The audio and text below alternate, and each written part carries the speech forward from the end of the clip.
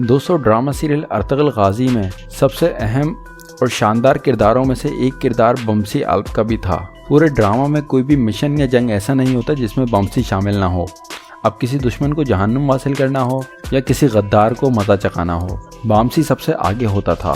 तो दोस्तों, आज की इस वीडियो में हम आपको बमसी के हाथों मारे जाने वाले 5 ऐसे खतरनाक तरीन मुसलमान दुश्मनों के बारे में दिखाएंगे जिन्होंने अर्तुगरुल और उनके साथियों का जीना दोबर किया हुआ था। तो चलिए दोस्तों, वीडियो शुरू करते हैं। लेकिन वीडियो शुरू करने से पहले आपसे छोटी सी रिक्वेस्ट है कि हमारे चैनल को सब्सक्राइब करके घंटी के आइकन को जरूर दबा दें। ट्यू दोस्तों, ट्यू सलेबियों के कैद खाने में कैदी बन के काफी सालों से पड़ा होता है। बदकिस्मती से एक दिन उसी कैद खाने में बमसी को डाल दिया जाता है। ट्यू उस कैद खाने में बमसी के ऊपर बहुत ज्यादा जुल्म करता है और कैद खाने में बमसी का रहना हराम कर देता है।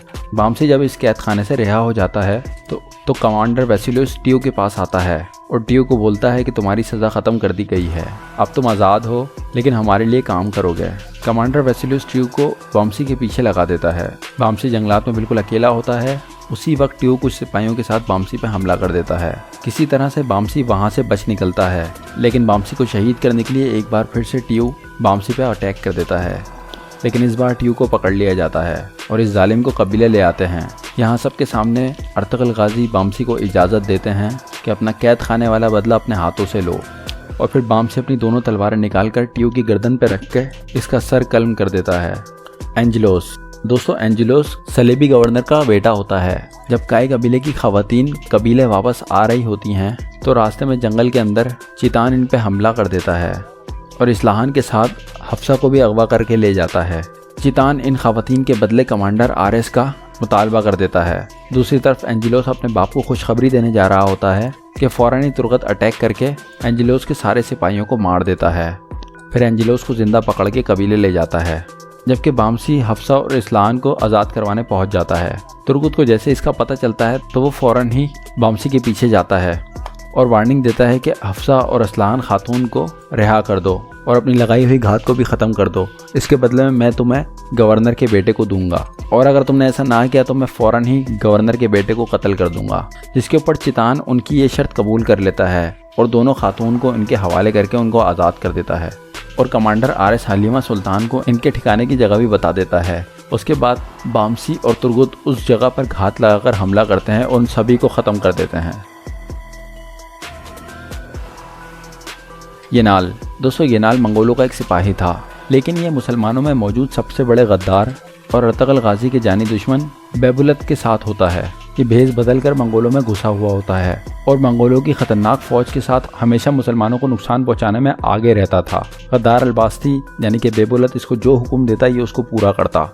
मंगोलों के शाना बशाना खड़े होने वाले येनाल को काबू करने के लिए बमसी बाकी मुसलमानों के साथ मिलकर एक चाल चलते हैं। बमसी ने बरका खान के बाकी साथियों के साथ मंगोलों का भेष बना लिया और बरका खान के आदमी बनकर येनाल पर हमला बोल देते हैं। उसी वक्त बमसी येनाल को मार के पूरी तरह से उसको जहन्नुम वासिल कर देता है।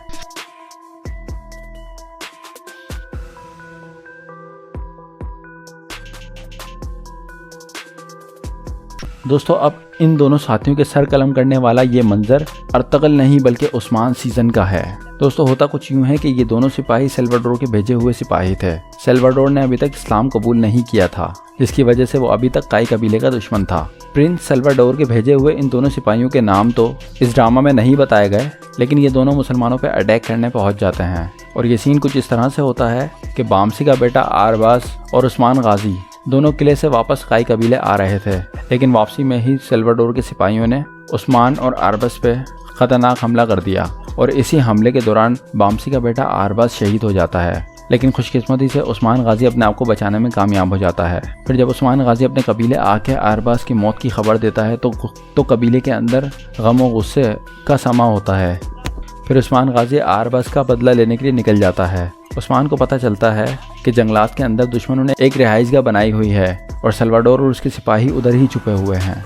फिर उस्मान गाजी इस रिहाइश पर हमला कर देता है, लेकिन इस हमले के दौरान प्रिंस सेल्वाडोर अपनी जान बचाने में कामयाब हो जाता है। लेकिन उस्मान गाजी तमाम बाकी सिपाहियों को मौत की घाट उतार कर इन दोनों अहम सिपाहियों को पकड़ने में कामयाब हो जाता है जिन्होंने आरबास को शहीद किया था। और फिर इन दोनों को पकड़कर काई कबीले ले जाया जाता है। फिर बमसी के सामने पेश करने के बाद उस्मान बमसी को कहता है कि अब आप अपने बेटे का बदला ले सकते हैं, क्योंकि यही वो जालिम है जिन्होंने आपके बेटे को इतनी बेदर्दी से शहीद किया था। उसके बाद बामसी अपनी दोनों तलवारें निकालकर बहुत ही मुनफरिद अंदाज में एक ही वार में दोनों की गर्दनें उड़ा देता है, जो कि बहुत ही दिलकश मंजर होता है।